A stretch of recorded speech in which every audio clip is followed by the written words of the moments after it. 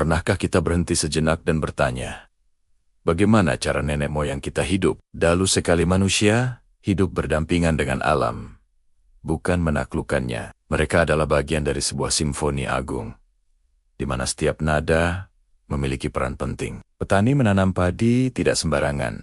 Mereka membaca tanda-tanda musim, menunggu restu langit, nelayan tak gegabah melaut.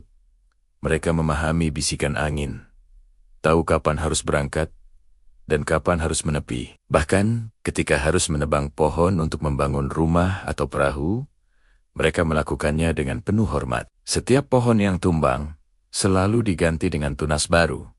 Sebuah janji untuk generasi mendatang. Semuanya berjalan dalam ritme harmoni yang begitu lembut dan indah. Manusia, hewan, dan alam saling memahami, saling menjaga.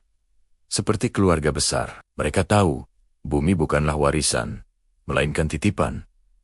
Namun, lihatlah kita sekarang. Seiring berjalannya waktu, roda peradaban berputar semakin kencang.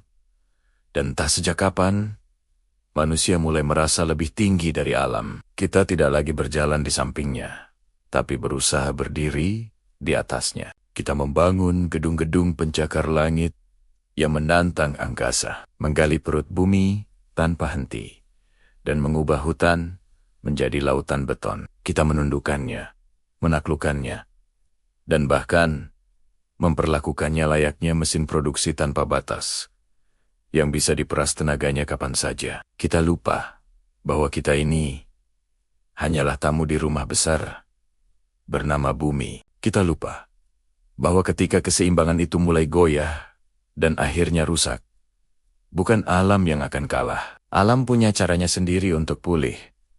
Meski butuh ribuan tahun, justru kitalah, manusia, yang akan kehilangan tempat berpijak, kehilangan sumber kehidupan. Kini, di mana-mana, kita mendengar kata pembangunan dan kemajuan. Kata-kata yang terdengar hebat, menjanjikan masa depan yang gemilang. Tapi, berapa banyak dari kita yang berbicara tentang keseimbangan?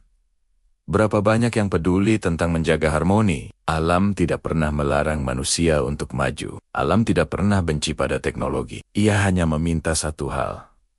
Berjalanlah beriringan denganku, bukan menginjak-injakku. Mungkin sudah saatnya kita menundukkan kepala sejenak, belajar kembali dari kearifan masa lalu. Belajar bagaimana hidup sederhana, secukupnya, tidak berlebihan dalam kerakusan. Belajar menyadari bahwa harmoni sejati bukanlah tentang siapa yang paling kuat atau siapa yang paling berkuasa. Harmoni adalah tentang siapa yang paling tulus saling menjaga. Karena pada akhirnya, menjaga alam adalah cara terbaik untuk menjaga masa depan kita sendiri. Terima kasih sudah menonton.